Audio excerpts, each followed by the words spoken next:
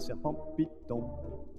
C'est un python serpent qui se promène dans la forêt en cherchant à dévorer un beau petit lapin ou bien un nègre fin. Car le serpent python a faim, il a une faim sans fin.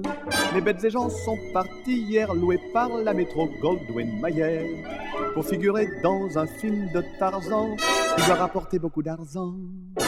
Mais le serpent piteux est triste et se mord la queue, car il comprend au désespoir qu'il ne mangera pas ce soir.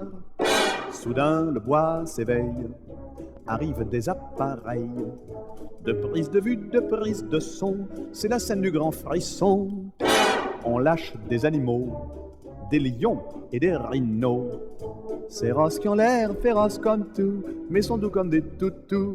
Notre serpent du haut d'une branche en l'air voit Monsieur Johnny Weissmuller qui fait joujou avec un éléphant. Quel joli tableau pour les enfants. Mais tant de cinéma ne remplit pas l'estomac du pauvre python qui n'aura pas de repas. Quand une idée subtile germe au cœur du reptile, profitant d'une répétition, voici qu'avec précaution, dans l'ombre du crépuscule, il avance, il recule, puis happe un morceau minuscule, un morceau de pellicule qui dépassait d'une boîte en fer. C'était la grande scène du Val d'Enfer, tourné le matin dans une cloche à plongeur pour mieux voir évoluer le nageur.